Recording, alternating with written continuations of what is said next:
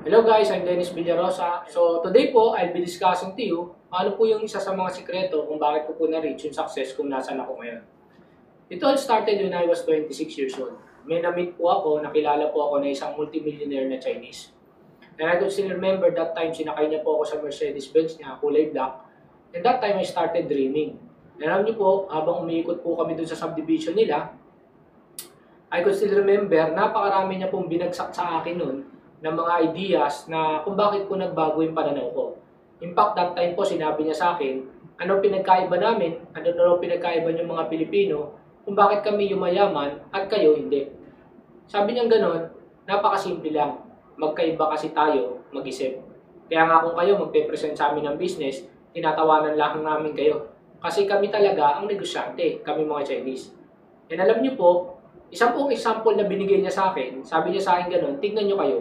Pagka kayo, lalo na yung mga nag-abroad, nag-OFW, pag kumita ng malaki, bibili ng bahay, bibili ng sasakyan, alahas, appliances.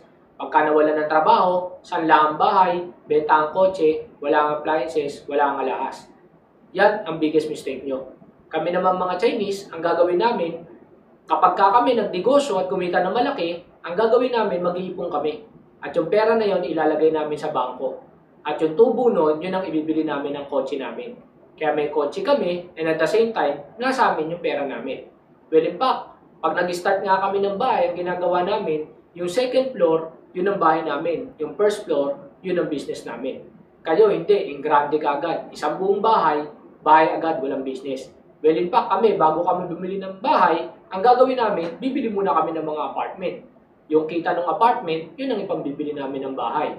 Nasa amin yung bahay, at the same time, nasa amin yung apartment. So kung titignan nyo, yun lang kung binagsak niya na yun, sabi ko, napakalaking bagay na po na yun, na napaka-importante. Well, in fact, isa pa pong sinabi niya sa akin, tignan nyo kayong mga Pilipino.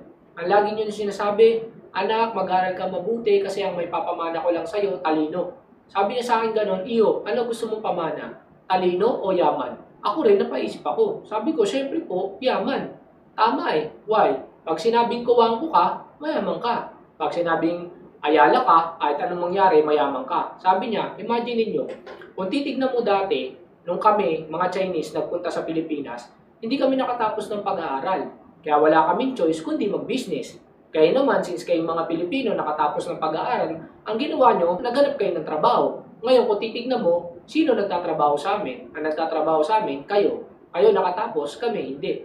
Kami mga negosyante, kayo mga empleyado. Kaya alam niyo po, that time po nakapokus ako sa engineering, na pag-graduate ko, magmamasteral ako, magdo-doctorate ako. Pero after po lahat ng mga binagsak niya at sinena sa akin, unti-unti po nagbago yung pananaw ko. And in fact, hindi ko po makalimutan yung huling binagsak niya sa akin. Kaya sabi niya sa akin ganon, iyo, kung gusto mong magbago ang buhay mo, gusto mong yaman, umasenso ka, kung merong opportunity na makapag-business ka, then grab this opportunity. Kaya alam niyo po, that time po na nakausap niya po ako, wala pa po ako sa ganitong business. Kaya po nung nakita ko po yung ganitong business, hindi ko po makalimutan yung sinabi niya. Sabi ko, I will grab this opportunity kasi ito yung chance ako na makapag-business, umasensa ang buhay ko at magbago yung buhay ng pamilya ko. And alam niyo po, yung i-share ko po ngayon sa inyo, ilan po ito sa mga bagay na sinare niya, and yung iba po rito, yung research ko na po dahil po nabago niya po yung pananaw ko, sabi niya sa akin, try mo maghanap ng mentor. Tingin nga lang po, sa isang tricycle driver at jeepney driver na kagaya ko, wala naman akong circle of friends na mayayaman. Sino naman ang magiging mentor ko? And that's the time I started reading Entrepreneur na magazine. Sabi ko, nung binabasa ko po yun, nandun po yung mga totoong stories ng mga totoong tao na nagnegosyo at yumaman. Sila po ang ginawa kong mentor. Yung i-share ko po sa inyo, ito po yung isang bagay na makakatulong at magbabago ng pananaw nyo. Well, in fact, even if you don't join this business anymore, wala pong problema yon. Ang importante po, yung mabago ko po yung pananaw nyo, napakalaking bagay na po yun sa akin. Kung paano niya pong binago yung pananaw ko, yun din po yung isang bagay na gusto kong gawin sa inyo today. Sana po, you finish all this video, na mapanood nyo po yung series na to, and ako po kayo on the long run na maging successful kayo, masaya na po ako. So, bakit nga po ba marami ang mahirap na Pinoy? Lahat po tayo, umiikot po tayo dito. Sabi niya, kailangan po natin mag-aral, on the long run, magkaroon ng trabaho, and on the long run, kumita ng pera. Sabi niya, kayo mga Pilipino, diyan kayo umiikot. Mag-aaral, magtatrabaho, kumita ng pera. Now, sino nga ba yung kumikita ng pera? Meron mga tao kumikita 4 to 6,000, yan yung mga undergraduate. Meron naman mga tao kumikita 10 to 15,000, yan yung mga professional o graduate. Meron naman mga tao kumikita 30 to 50,000, yan yung mga manager or small-time businessman. Meron naman mga tao kumikita ng 100 to 200,000, yan yung mga presidente, big-time businessman, or mga franchisers. Meron naman mga tao kumikita 500 to 1 million, yan yung mga big-time investors. Now, kung titignan po natin sa Pilipinas, lahat po may qualification. Pero kung walang qualification at ikaw ang papipiliin, magkano ba ang gusto mong kitain, let's face it, lahat naman po siguro tayo ang pipiliin po natin yung pinakamalaki.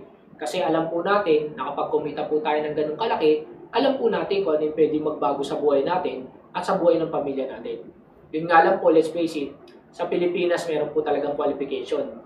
Well, in fact, ang kumikita lang po ng 30 to 50,000, yan yung mga taong graduate ng UP, Lasal, Ateneo, cum laude, summa cum laude, magna cum laude, etc. Kaya nga kung titignan ko dati yung chance ko sa labas, baka hindi po ako kumita ng kinikita ko ngayon. Kasi unang-una po, since self-supporting po ako po nagpaaral sa sarili ko, aminin ko po, marami po akong bagsak. Kasi ang tanging aral ko lang po, yung pumasok po sa school. Paglabas ko po niyan, magtatrabaho na po ako. Pero kung titignan nyo po, I was so thankful sa Diyos na hindi po ako naging matalino at hindi po ako nakatapos ng 5 years at may bagsak po ako. Kasi kung hindi po, baka mas nakita ko po yung chance ako po na maging successful sa pagiging empleyado. And thankful po ako kasi po, mas nakita ko po yung chance ako sa business. Lalo na po yung nakita ko at nakausap ko po yung Chinese po na yun na sinasabi ko sa inyo. Now, kung titignan po natin, dalawang paraan para kumita ka ng pera. It's either mag-empleyado ka or mag-business ka. Now, kung titignan po natin, lahat po tayo, hindi naman po tayo pwedeng tumalong kagad sa business. Ang gagawin po natin, mag-empleyado muna tayo, and the long run, saka po tayo mag-business. Now, statistics po, kung pagbabasehan po natin, 80% po ng Pilipinas tumatakbo po on the opposite side. 5% lang po ang tumatakbo sa kabilang side. Kung titignan po natin sa Pilipinas, 80% ng Pilipinas mahirap at mareklamo. 5% lang po ang mayaman. Why? It's because 80% ng Pilipinas, estudyante at empleyado. 5% lang po ang negosyante. Kaya nga po noong time po na yung mga kaklase ko po, nag-engineer, ako naman po, I was running on the opposite side, nagbi-business ako, lahat sila tumatawa sa akin. Sabi nila, baliw na ako, sira na ang ulo ko, nagmamadali daw akong yumaman. And sabi ko ang ganun, okay lang, tumatawa din ako sa kanila. Why? Kasi alam ko, I was running on the opposite side, iba ang makukuha ko sa makukuha nila. At least alam ko kung saan ako papunta. The question is, ikaw na nanonood dito, saan ka ba tumatakbo?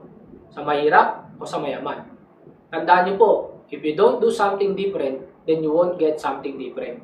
Kaya nga, if 1 year, 2 years time, bumalik ako sa mga kakilala ko, kumikita na ako ng malaki, naka-brand new car na ako, it's because I did something different, kaya iba po yung nakuha ko sa nakuha nila. Aminin ko po, up to this date, wala pa pong kaklase ko na nakakaabot po ng tax ng kinikita ko. So, I was so thankful na nag-open mind po ako sa ganitong business. So, sa iyo po, again, if you don't do something different, you won't get something different. Kaya, isipin mo munang mabuti kung saan ka tumatakbo at saan ka dapat tumatakbo. Now, ito po yung Chinese mindset. Sabi niya sa akin ganun, alam mo, Iho, magkaiba mindset natin sa mga anak natin. Ako, mindset ko sa anak ko, 25 years old, may bayad sa sakyan. At 40 years old, kailangan may 20 million ka sa bank. Why? Kikita ng 140,000 every month. Hindi mo na kailangan magtrabaho. Sabi ng ganun, kami mga Chinese, we do business 5 to 10 years. After that, money works for us. So, yung pera na po ang nagtatrabaho para sa kanila. Kaya nga hindi ko po makalimutan nun, nilabas niya po ako doon sa bahay niya, may malaking park po doon, nakala ko sa subdivision. Sabi niya, try to look at this park. I bought this for 7.5 million. Pero hindi ako naglabas ng kahit isang kusing dyan. Yung tubo ng pera ko, yun ang pinambili ko dyan. So, money is working for me. So, hindi ko po makalimutan yun. Sabi niya, kayo naman mga Pilipino, ito ang mindset nyo. 22 graduate, 30 nagtatrabaho, 40 sawa sa trabaho, 60 resign sa trabaho, 70 patay kakatrabaho. So, diyan kayo umiikot. And then, pagtanda nyo, aasa kayo sa SSS, GSIS, retirement. And in fact, napakahirap pong kunin yung SSS and GSIS na yan. Pakahirapan pa po. And sabi niya ganun, pag overage na kayo, hindi na kayo matanggap sa trabaho, ang gagawin nyo, mag-abroad. So, you work for money, for life. Hanggat malakas kayo, nagtatrabaho kayo sa pera. Yan ang mindset nyo. Now, sabi ganun, Chinese mindset, 25 years old, may house and lot plus car. Now, tignan po natin kung makakabili ka ng kotse mo. Ang pinag-uusapan po natin dito, kotse, hindi SUV. Now, unang-una po, down payment and insurance, papalo ka na ng around 100,000 po dyan. Now, pagpalagay natin, libre na yung down, huwag mo nang problemahin yan. Pagpalagay po natin na ikaw mismo ngayon, kumikita ka na kagad ng 30,000. So, lahat po kayo na nanonood ng video na to, ipopromote ko na po kayo, 30,000 per month na po kayo. The question is, makakabili ka ba ng kotse mo? Now, punta ka po sa kasa, mag-inquire ka para malaman mo. Kung 3 years mo po hulugan, 21,000 po ang babayaran mo monthly. Kung 4 years mo po hulugan, 17,000 per month ang babayaran mo. Ang gastos mo po sa gas, 12,000. That is, nung mura pa po ang gas. Now, tatanungin ka po, maintenance. Kaya po, every 3 months po yan, dinadala mo po yan sa kasa. Magbabayad ka po ng maintenance. Kaya yung iba nagtatanong sa akin, ba't ako magbe-maintain bago yung sasakyan ko? Hindi po, every 3 months po, papalit ka ng spark plug, change oil, etc. In fact, magpalit ka lang po ng lahat ng preno, gagastos ka na po ng 12,000 pesos po dyan. Kaya po meron kayong makikita mga kotse, basag po yung salamin sa likod, naka-masking tape. Bakit po? 15 mil po yun. Na kung titignan nyo po, pag kinumpute po natin yan, sa 4 years na po, ang monthly po na babayaran mo is 32,000 per month. So, ibig sabihin, if you are earning 30,000 every month, I tell you, you cannot buy your own car. Sariling kotse mo, hindi mo mabibili. Kaya sigurado, magmomotor ka din. Imagine, kotse pa lang pinag-usapan, hindi SUV. Paano pa po ang bahay? So kung titignan nyo po, yan po yung reason kung ba't nakapag-isip din ako na kumita po ng malaki. Kasi na-compute ko po yan na hindi po talaga maaabot kahit mag 30,000 pa ako yung sarili kong sasakyan. And ang greatest dream ko po kasi, uwi ako sa amin, may dala akong sasakyan. And hindi po lahat nangyari yon kung kumita lang po ako ng 30,000 or less. Now sabi niya ganon, 40 years old kailangan may 20 million ka sa bank. Kasi kukita yan ng 140,000 every month. Hindi mo na kailangan magtrabaho. Yan na magtatrabaho para sa'yo. Now, tignan po natin. If you could save 50,000 every month, imagine, what if hindi ka nga nakakapagtabi ng 50 mil? Eh, hindi ka nga kumikita ng 50 mil, paano ka magtatabi ng 50 mil? But if you could save 50,000 every month, ang 1 million bago mo maipon, 2 years. Lumalabas po ang 20 million bago mo maipon, 20 years. So, kung 40 ka na ngayon, plus 20, 60 years old ka na bago mo maipon yung 20 million. That is, kung 50 mil ang natatabi mo. Now, what if nakakapagtabi ka ng 5,000? Let's face it, alam ko kahit sino po sa inyo, napakahirap po magtabi ng 5,000 every month. Pero if nakakapagtabi ka ng 5,000, ang 1 million bago nyo po maipon, 20 years. So, lumalabas po ang 20 million bago nyo maipon, 400 years. Ibig sabihin, 4 na beses kang mabubuhay at mamamatay. Kaya nga po, di ba, ang sabi natin sa mga anak natin, ang may papamana ko lang sa'yo, talino, lolo ng lolo ng lolo ng lolo natin, yung po ang pinamana. No? Kaya nga po, kung papipiliin ka ng talino o yaman, ang gusto mong pamana, yaman. Kasi po, madali na po magpatalino pag mayaman ka na. Tama po ba? These are the people who knew and started at a younger age. Si Lucio Tan po, nag-start po yan mag-business at the age of 16. Now is 81 years old. Si Henry C. po, nag-start pong mag-business at the age of 12. And now is 91 years old. Go Kong Wei po, 14 years old. Naglalako po ng kandila at sabon. Bike lang po ang gamit. Now is 89 years old. Alfredo Camiao, I don't know kung familiar po kayo dyan. Yan po yung may-ari ng Sesto. He started doing business at the age of 12. Nagtitinda po siya ng sigarilyo sa kalsada. And on the long run, sabi po ng mga jeepney driver, wala bang juice. So nag-repack siya ng juice. That's why naging Sesto. Now, kung titignan nyo po ito, tignan nyo po yung mga edad ng mga Chinese nung nag-start sila mag-business. Sa ating pong mga Pilipino, bukod tangi po, 12 years old, hatid sundo po sa eskwelahan. Tama? Kaya po kung titignan nyo po, halos lahat po ng produkto made in China. Why? Kasi po sa China, hindi po pwedeng nag-aaral ka lang. Kailangan nagtatrabaho ka rin. Dito lang po sa Pilipinas na bukod tangi, na kailangan pag nag-aaral ka lang. Kaya minsan po, may nakakausap akong mga magulang. Sabi gano'n, ako, tigilan nyo yung mga anak ko. Huwag nyo silang invite-invite sa ganyang business. Kasi gusto ko, tumutok lang sila sa pag-aaral nila. Kaya kung titignan nyo po, napakarami po nilang oras. Kaya mas marami pa po yung time. Imbis na mag-aral, nagbubulakbol, nanonood ng sine, etc. Why? Kasi po yung mindset po na ginawa natin sa kanila mali. Kasi po, ako, I believe, kaya po pong i-maximize ang oras mo kung gusto mo. Kasi po, nagawa ko pong mag-aral at magtrabaho at the same time. Well, in fact, kung pupunta ka nga po ng Divisoria, Binondo, etc., makikita nyo po dyan, merong mga estudyante naka-uniforme, Chinese, nagbabantay po ng butik nila. In fact, meron po mga may-ari ng hardware. Pag uwi po ng mga anak nila, aasikasuhin po yung hardware. Or even po sila Gokong Wei and yung mga sikat po na businessman, kapag ka po bakasyon po ng mga anak nila, nagtatrabaho po sa company nila, nag-i-start po sa clerical bago po maging sa pinakamataas na posisyon sa kumpanya. Tingnan nyo po, iba po ang mindset nila sa mga anak nila, kaya po yumayaman yung mga anak nila. So dapat po tayo rin mismo, baguhin din po natin yung mindset sa mga anak natin. If you're not 12 years old today, kailan mo plano mag-start mag-business? Imagine, ikaw na nanonood nitong video ngayon, baka 30 or 25 or 50 years old ka na and you don't plan to do business, kailan pa? So, have an open mind. Kapag may business, then grab that opportunity. Now, eto po, si Lawrence Larry Ellison, he's the number 7 richest man on the planet. In-invite po siya, famous speech po sa Yale University. In-invite po siya sa Yale University para po mag-speech. Alam niyo po, napakaganda po na naging speech niya doon. Nung araw po na yun, lahat po ng tao nakatoga. Lahat po, graduation. Ang sabi niya pong ganun, look at the classmates on your left, look at the classmates on your right. 5 years from now, 10 years from now, or even 30 years from now, odds are the person on your left and on your right will be a loser.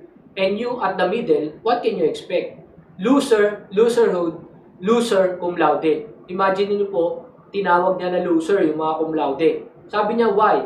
Because I, Lawrence Larry Ellison, second richest man on the planet, am a college dropout and you are not. And because Bill Gates, richest man on the planet, is a college dropout and you are not.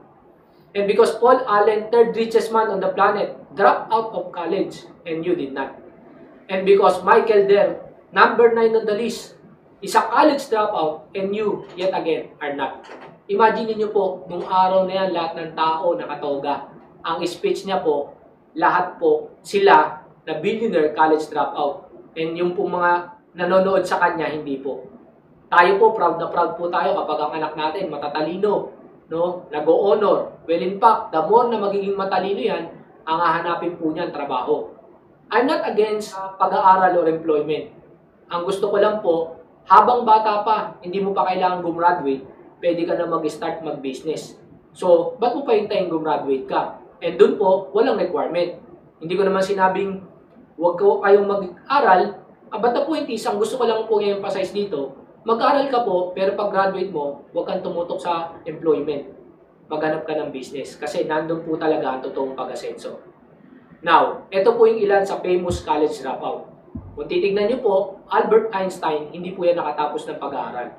Henry Ford, yung naka-invento ng kotse, hindi rin po nakatapos ng pag-aaral. Pero kung titignan nyo po, buti na lang, hindi po nag-aaral yan, kundi wala pong kotse. Thomas Edison po, yung naka-invento ng bumbilya, college dropout din po yan. Pero in fact, 1,000 po ang napatent niya.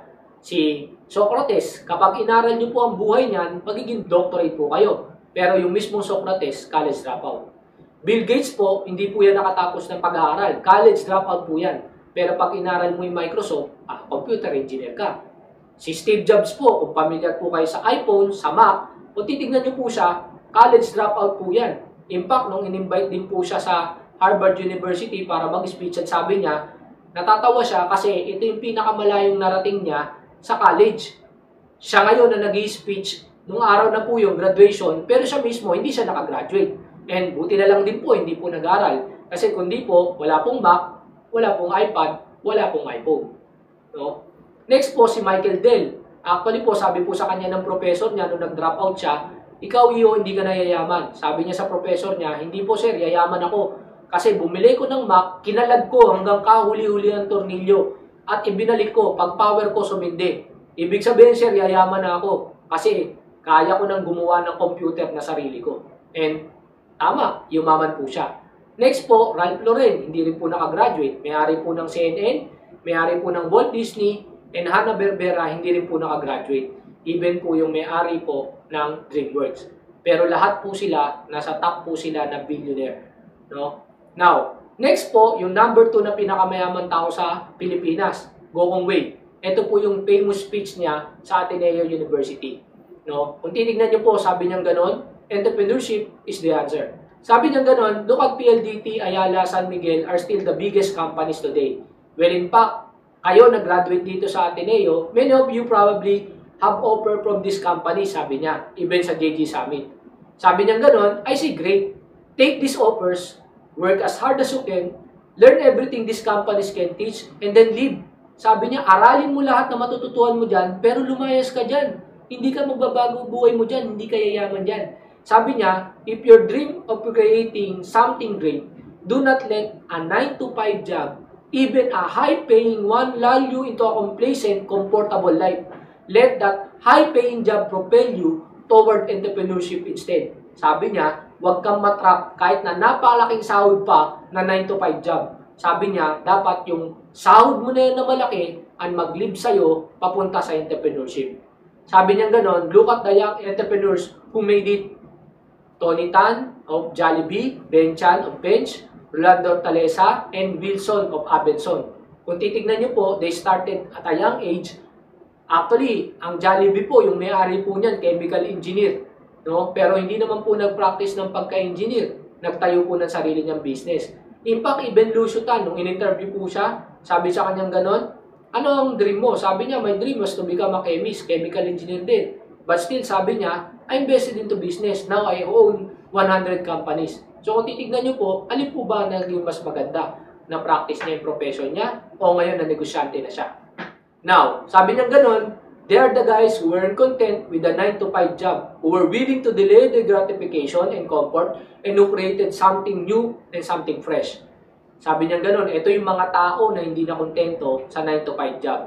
Kaya ikaw na nanonood nito at laging close-minded ka or sarado ang utak mo, if you're working on the 9 to 5 job, guys, yung mga nag-share po at yung mga binanggit ko po was mga taong, let's face it, they're very popular, they're very rich.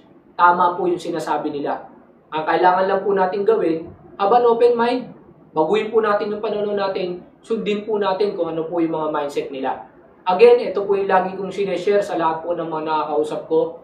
Everyone has a dream, but not all are determined to achieve it. Lahat po ng mga kausap natin, pare-parehas mayroong pangarap. Yun nga lang po, bilang lang po yung mga katulad namin who are determined and willing to do everything. Kahit hindi ko na linya, nilinyahin ko yan just to achieve my dream. Another po, if you have a dream, then go for it. Be an entrepreneur. That's the only way you can achieve it. Let's face it, lahat lang naman po na nakakuha ng pangalan nila was yung mga taong talagang nag-business, hindi po yung nag-employ. Next po, the things you regret most in life are the risks you didn't take. Kaya nga po, kung lagi kang natatakot na mag-risk at mas gusto mo na playing safe ka, kumikita ka, kaya alam niyo po, dati sabi ng mga klase ko, okay na ako dito kasi play safe, every month may 20,000 ako, fix ang income. Eh sabi ko, yun ang masaklap kasi 5 years ka na, fix pa rin ang income mo. Yun naman na nagustuhan ko sa business. Oo, mag-i-start ako, hindi 10,000, baka 1,000, 3,000. Pero I tell you, 1 year, 2 years from now, yung tax ko, hindi mo kikitain. In fact, aminin ko po sa inyo, yung 30 years po na magtatrabaho yung mga friends ko sa mga classmate ko, yung kinita ko po dito sa loob ng 5 taon, hindi po nila kayang kitain. Actually, meron po akong nabasa noon na in-interview na 100 katao na nasa 60 years old na sila. Nung in-interview sila, tinanong sila, kung ibabalik ka nung time na bata ka pa, ano ang gagawin mo? Sabi niya, number 1 na gagawin ko, iko-correct ko lahat ng mali na nagawa ko. Number 2, gagawa ako ng bagay na hindi makakalimutan ng kahit sino. Makakapag-iwan ako ng legacy. Number 3, sabi niya, magiging more risky ako. Now, guys, kung titignan niyo po, yan po yung nabasa ko kung bakit ako pumasok sa ganitong business. Why? Ayoko na pong magawa yung mistake na nagawa ng mga kaklase ko. In fact, napakasimple lang naman tingnan yan eh. Sabi ko, yung mga professor ko, same sa sinabi ni Bill Gates. Sabi niya ganon, itong mga professor ko ang gagaling magturo, pero naglalakad, walang sasakyan. Sabi nila, sila master na nila yung ginagawa nila, ako mamasterin ko pala. Kung mamasterin ko yung ginagawa nila, kung ano yung buhay nila, yun ang buhay ko. So, I want to correct my mistake hanggat mas maaga. Number 2, gusto ko mag-iwan ng legacy. Alam niyo po, sabi ko nga kanina, ang mas masarap maiwan, yaman. Kasi pag namatay ako, hindi nila ako makakalimutan. Because of me, nagbago yung buhay nila. And number 3, sabing ganon, magiging risky ako. Alam niyo po sa business, pag gusto mo magnegosyo, kailangan po maging risky ka. Hindi po laging sure. Pero I tell you, since risky po yan, kaya po malaki po ang kapalit niyan. That's the reason, pwede pong magbago ang buhay mo, umasenso, yumaman ka because naging risky ka. Kaya sa inyo po, sana sa mga kapanood ng video nito, try mo nang baguhin ang pananaw mo. Huwag ka na mag-play safe. This is the time na mag-risk ka. And lastly, I will close with this one. If you don't build your dreams, I tell you, someone will hire you to build theirs. Ibig sabihin, yung ginagawa mo ngayon kung nasan ka, ang binibuild mo, yung dream ng mga ibang tao. Yung dream ng boss mo, hindi yung dream mo.